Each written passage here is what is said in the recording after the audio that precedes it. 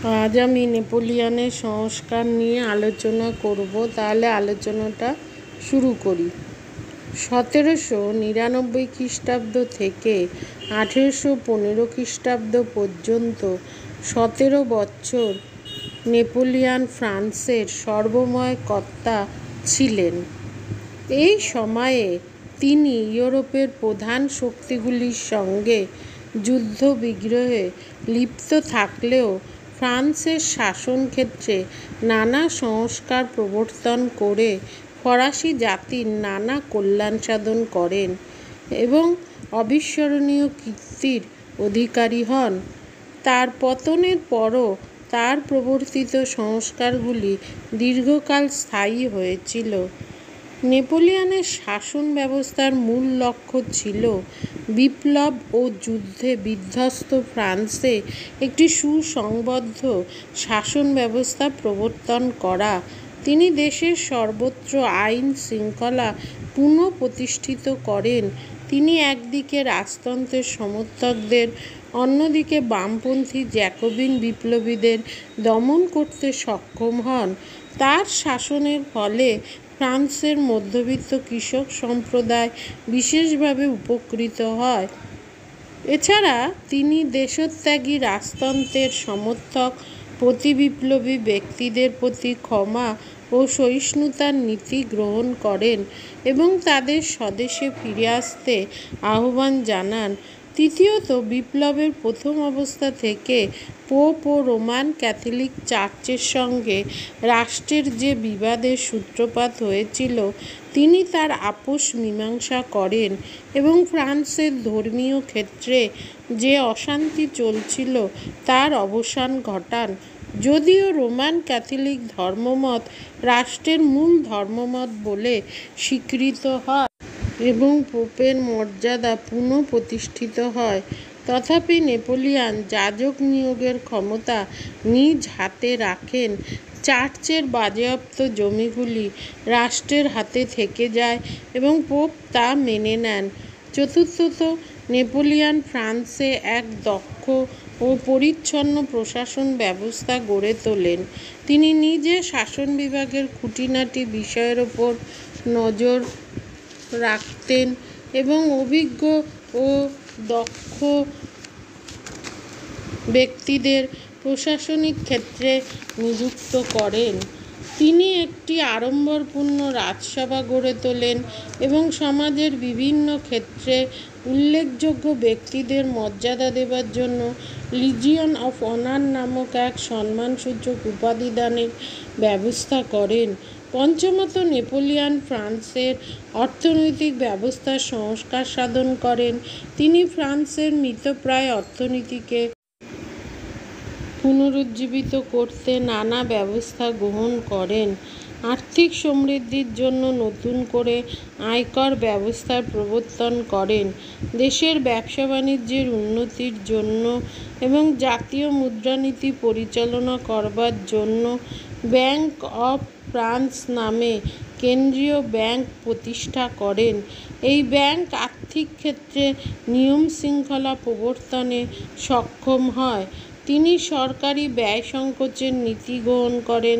তার আরেকটি স্মরণীয় অবদান হল জাতীয় ঋণ সৃষ্টি। এর দ্বারা সম্পন্ন মধ্যবিত্তগণ অর্থ বিনিয়োগের সুযোগ লাভ করে।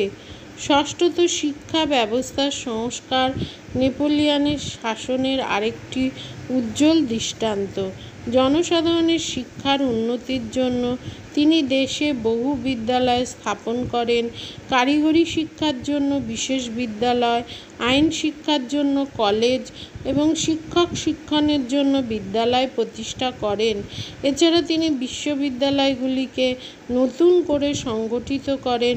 তিনি ইউনিভার্সিটি অফ ফ্রান্স স্থাপন করে শিক্ষা ব্যবস্থার উপর নিয়ন্ত্রণ এবং সামঞ্জস্য আনবার চেষ্টা করেন। সপ্তমত, তিনি ফ্রান্সের আইন বিধিগুলিকে সুনির্দিষ্ট করে লিপিবদ্ধ করেন। অষ্টমত, তিনি ফ্রান্সের আইনগুলিকে বিশেষজ্ঞদের সহায়তা নিয়ে শৃঙ্খলাবদ্ধ করেন। এই শৃঙ্খলাবদ্ধ নির্দিষ্ট আইন কোড নেপোলিয়ান নামে খ্যাত। কোড নেপোলিয়ানের মূল সূত্র ছিল সাম্য ও মৈত্রী স্থাপন। সর্বসমেত 5টি আইনবিধি যথাক্রমে civil code, code of civil procedure, code of criminal procedure, penal code এবং কমার্শিয়াল কোড নিয়ে কোড নেপোলিয়ান সৃষ্টি করা হয়।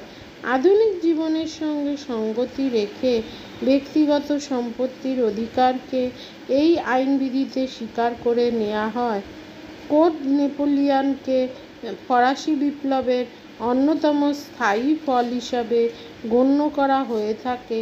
নেপোলিয়ান প্রবর্তিত সুনির্দিষ্ট আইনবিধির দ্বারা সামাজিক সাম্য, ধর্মীয় সহিষ্ণুতা, ভূমিদাস প্রথার অবসান এবং সামন্ত প্রথার বিলুপ্তি প্রভৃতি স্বীকৃত হয়।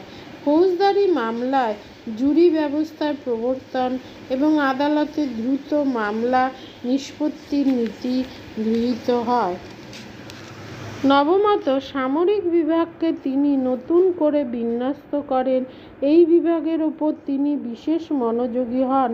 প্রতিভা এবং দক্ষতা এই বিভাগের উন্নতির একমাত্র মান বলে বিবেচিত হয়। দশমত নেপোলিয়ান প্রাদেশিক শাসন ব্যবস্থার পুনর্গঠন করেন। তিনি প্রাদেশিক ও স্থানীয় ক্ষেত্রে প্রশাসক নিযুক্ত করার নীতি অনুসরণ করেন। বিপ্লবকালীন নির্বাচনের ভিত্তিতে প্রশাসক নিযুক্ত করবার নীতি পরিত্যক্ত হয়।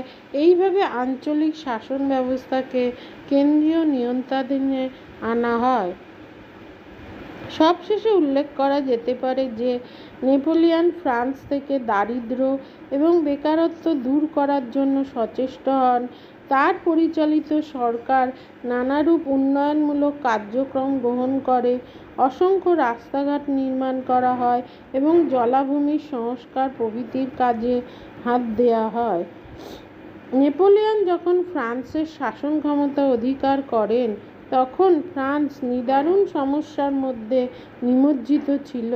সমস্ত সমস্যার সার্থক সমাধান করে তিনি এক সুদক্ষ শাসন ব্যবস্থার প্রবর্তন করেন। এই শাসন ব্যবস্থা ফ্রান্সের জনসাধারণের নিকট শান্তিপূর্ণ জীবনযাপনের এক উজ্জ্বল ছবি উপস্থিত করেছিল। শাসন সংস্কারের ভেতর দিয়ে তিনি ফরাসি বিপ্লব প্রসূত সাম্য ও মৈত্রীর আদর্শ রক্ষা করেন। বিপ্লবের অপর এক আদর্শ স্বাধীনতাকে তিনি বহুলাংশে খর্ব করেন। এদিক থেকে বিচার করলে তাকে বিপ্লবের ধ্বংসকারী বলে অভিহিত করা যেতে পারে। তিনি সাম্য এবং মৈত্রীকে ফরাসি জনজীবনে সুপ্রতিষ্ঠিত করে ফ্রান্সে প্রাক বিপ্লব যুগের অবস্থা ফিরিয়ে আনার সম্ভাবনা প্রায় চিরকালের মতো দূর করেন। আজ আসি, দেখা হচ্ছে পরবর্তী ভিডিও।